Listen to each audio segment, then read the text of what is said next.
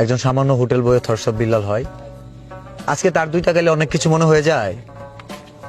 তো সে এমন কি, তাকে না আপনি সামান্য হোটেল বয় বলেন, তার দুইটা গালি অনেক কিছু মনে হয় কেন? এন্ড গালি কি থরসব বিল্লাল ক্রিয়েশন করছে? এই গালিগুলো কি থরসব বিল্লাল বানাইছে? না, পূর্বপুরুষ সেগুলো রেখে গেছে না?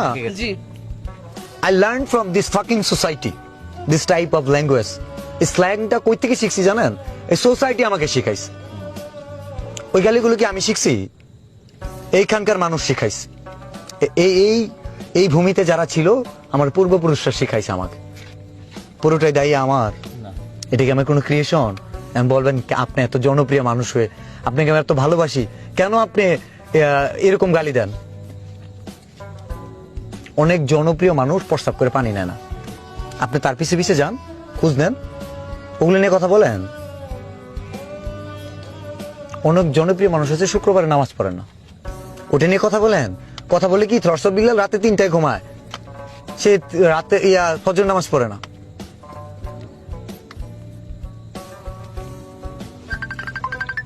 তো আমরা যতটা সহজে জাজ করে ফেলি, একটা মানুষ সম্পর্কে বলে ফেলি, তার জায়গায় এসে দাঁড়ানো অনেক কঠিন, অনেক কঠিন। এই যে বলে ফেলে সাপ্রি, 99% মানুষ সাপ্রির যদি ইংলিশ বলতে পারবে না, এত সহজ না। Geometry, calculus, linear algebra, fundamental পড়ে হোটেলের চেয়ার টেবিল মুছছি।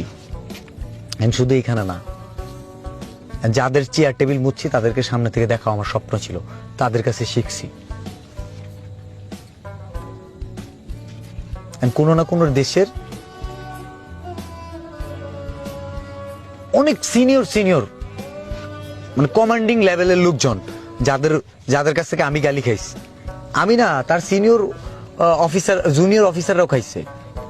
তো স্ল্যাং মনে করেন ভাই, একটা মানুষের বিষয়টা বোঝানোর জন্য আমি কখনোই মাদারগঞ্জের কোনো মানুষকে উল্লেখ করে বা মাদারগঞ্জকে বলে আমি বলি নাই। আমি স্টিল না মাদারগঞ্জে লাভ করি।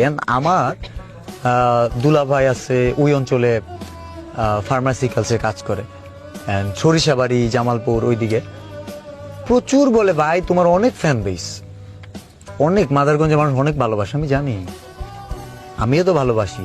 আমি শুধু তাদেরকে ভালোবাসি নাই, তাদেরকে বাঁচতে পারি নাই যারা অ্যাকচুয়ালি আমাকে কম্পিটিটর মনে করে।